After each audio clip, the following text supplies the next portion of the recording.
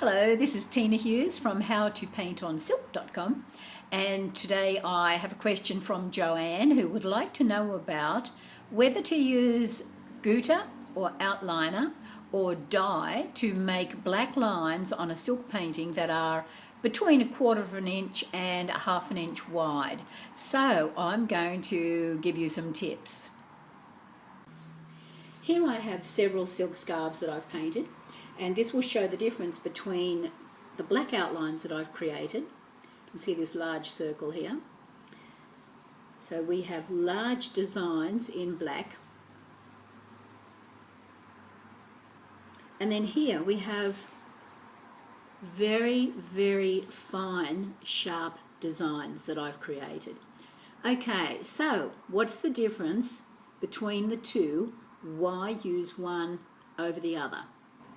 When I want a really strong black outline like these ones here, I use my outliner. I don't use gutta, but it's similar to gutta except that mine's water-based. Gutta it can be very difficult to remove because it's gum-based, so I like the water-based ones because they wash out beautifully after steaming. Anyway, so I create my own outliner. I mix it up in jars like this using the seaweed powder.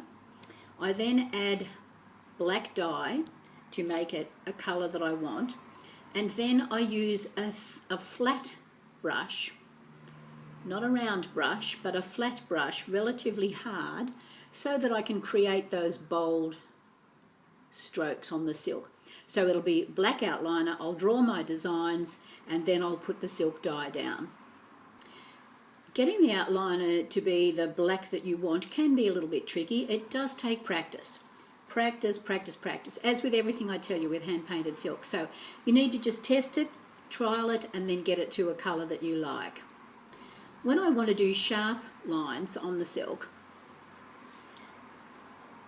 I use the same outliner that I've mixed up with the black dye, but I put it into a squeezy tube like this.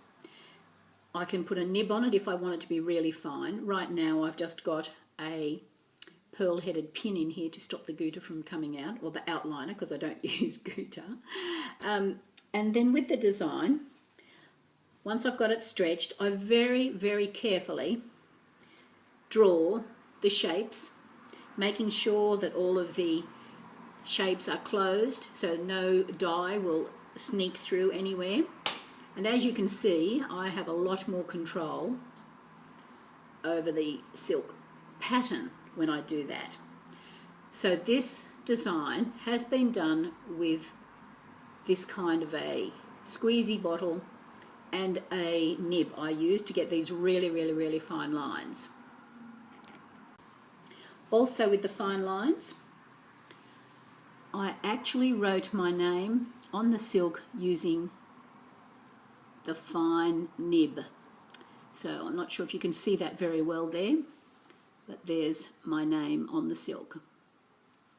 My reasons for using the outliner for very thick lines on the silk painting are because it's easier to remove than gutta, and if I had to draw a line on each side of the wide line in the outliner and then fill it in with dye, that's 3 steps. That's outline one side, outline another side, then with a black outliner, then go and get dye, black dye, and then paint it. So it's a lot more work. So for me, this is the simplest way for me to do it, and it's just the way I've been doing it for a long time now, so that's what works for me. But as with everything I say, test both, try both, see which one you prefer.